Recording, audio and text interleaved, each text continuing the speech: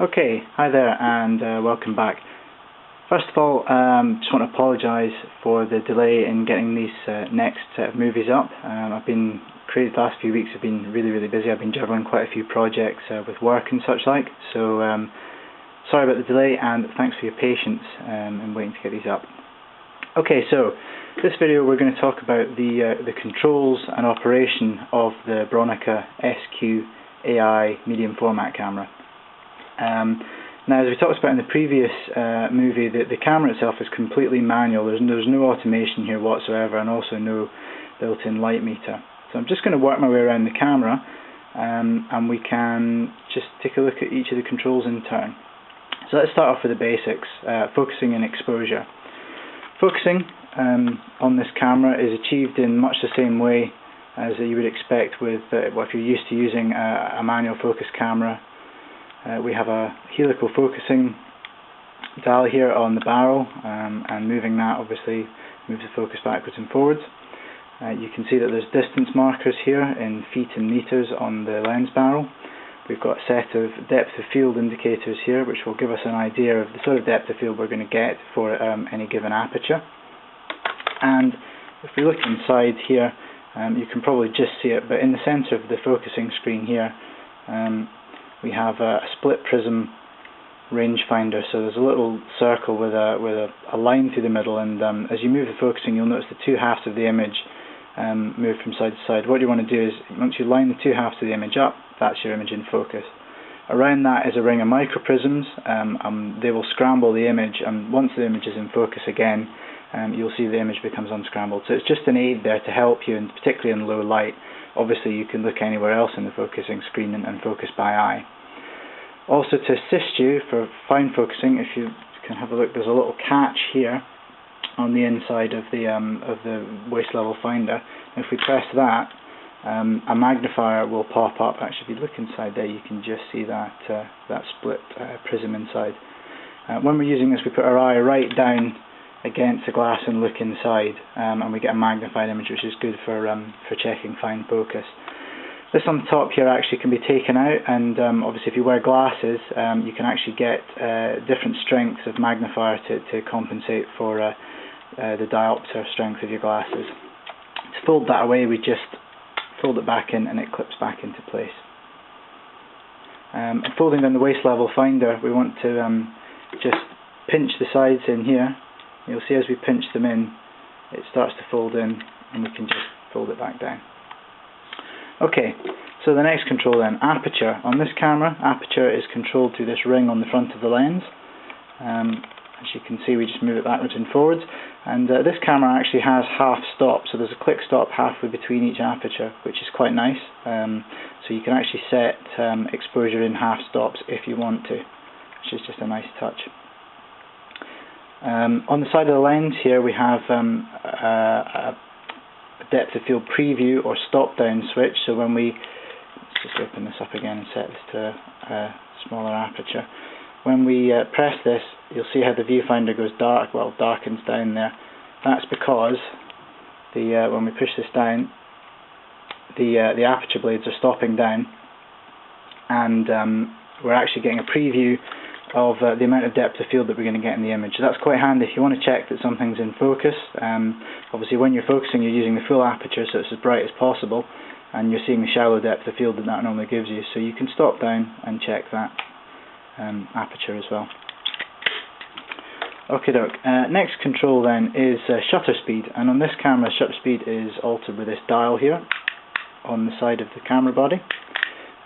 This one has a little sort of bit that you can get hold of. Slightly older models have a dial with a knurled wheel on the side, which actually I think is a better design, but this is slightly more low profile, doesn't stick out as much as the older cameras. And you can see in the top here there's a little window, and as we move the shutter speed dial, the corresponding shutter speed appears in here. This camera has a top shutter speed of a 500th of a second, and that goes down obviously in fractions of a second all the way down to a half a second. And then the numbers change to orange. That gives us a full second, 2 seconds, 4, 8 and 16 seconds. And then the final setting is B or bulb, which means as long as the shutter button is held down, or if we're using a shutter release, you can lock it open. the shutter will be held open. So that's quite handy for doing long exposures above 16 seconds, which you time with a watch. Maybe if you're doing night photography or something, or you've got it on the tripod, you're doing long exposure photography. Now, top speed of this camera, 5/100th of a second, and if you're used to a 35mm film SLR or a digital SLR, you're probably thinking, well, that's not very fast. That's because this camera uses a leaf shutter lens, which means that the shutter is actually built into the lens itself, rather than being at the back here on the film plane like a focal plane shutter would be. Now the advantages to this are the shutter will sync with a flash at any speed. So there's not like on a 35mm SLR. You might be limited to maybe 125th of a second in order to sync with an external flash. This camera will sync with an external flash system through any speed that it's set to. So that's one advantage. Obviously the disadvantages of the leaf shutter is they generally have a slower highest speed than a focal plane shutter. Okay, then. So that's the main controls of the camera. Let's say the basic controls for controlling, focus, aperture, shutter speed, which are your main variables when you're picture taking. We're just going to have a quick whiz around the camera, then looking at some of the other controls that are here. Up in the top corner here, we've got a PC sync port, which allows us to connect this to an external flash system, a studio system or whatever, or if you have a flash on a bracket. This catch here, we pull down and that lets us take the lens off. I'm going to talk about that a little bit more in a later video when we take the camera apart. Along the side here we have a port for using a cable release. That's an old style mechanical cable release. There's a TTL flash or through the lens flash metering port here. This allows you to connect an external module which you buy separately from Bronica. And if you're using certain types of flash like METS flash guns, it will actually give you full TTL through the lens and off the film plane flash metering. And then this button here we press down and that lets us take the film back off. But again, we'll talk about that in a later video. And this button up the top here is a battery test button. So if I just flip this open again and we look inside here, press this down. Where's it going?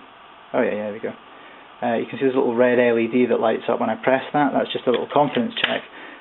Pressing that down lets me know that there's some juice left in the batteries. So perhaps if the shutter stops working or something, first troubleshooting thing is, well, check the batteries are okay. Obviously if the batteries are okay, then you might be looking at some sort of other mechanical fault.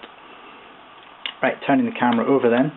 Well, first of all, actually coming around to the back here, on the back of the film magazine, we have a film speed dial, which we can obviously set different film speeds on here, and also around the outside is an exposure compensation dial, which allows us to go plus or minus 2 stops.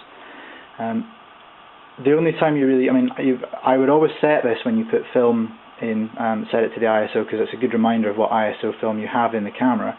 But what it's really for is, if we look on top of the magazine, we've got a couple of little contacts here, and if you're using one of the metering prisms that are available for this camera, when you attach that, they will mate up with the film magazine, and it will tell the metering prism what speed of film is in the magazine so that it can meter accordingly.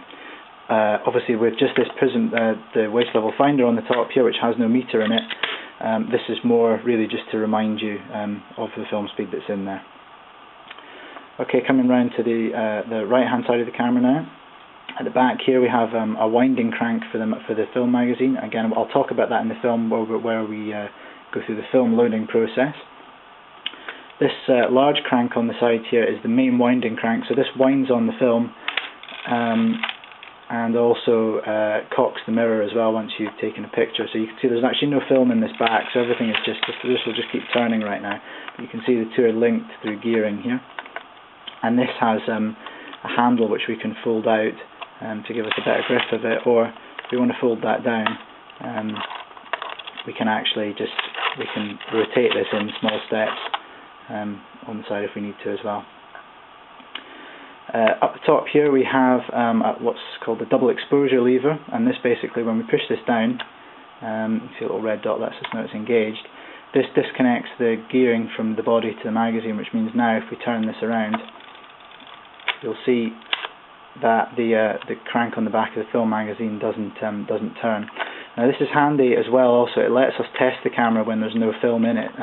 Ordinarily, see if we put this up, we can't actually we can't fire the shutter when there's no film in there. If we push this down, oh, got the dark slide in. Haha. Take that out. If we push the shutter release down now, famous last words. Try this now. There we go. We can actually test fire the shutter, so that's a good thing to know. If you're wondering why the shutter doesn't fire when there's no film in there, the camera won't let you do it unless you're in double exposure mode. Just to remind us as well, so we don't leave it accidentally in double exposure mode, it's difficult to see, but you can see in the top corner there's a little black flag that appears there, which lets us know that we're in double exposure mode. If I push this lever back down, you'll see it disappear. So it's just a little visual reminder that we're in double exposure mode, so you don't pick up the camera and start shooting away and just shoot on the same frame of film. The lever in front of here is for the mirror lockup system, which we would use generally when we're using a slower shutter speed on the tripod to avoid mirror shake. And also, perhaps if we're doing close-up work as well, we might want to lift that mirror up to minimise the amount of camera shake that we get from the mirror inside the camera. It has two modes. It has a single and continuous mode. So if we push it up to the first stop, you'll hear the mirror lifts up inside there, and then when we press down the shutter release, actually I have to put it back into double exposure mode to show you this. We press down the shutter release, you just hear the shutter fire. So it's only the shutter inside the lens that's firing there, so there's basically no vibration. We're pre-firing that mirror, and then when we recock the camera, the mirror comes back down and it's ready to fire in normal mode again.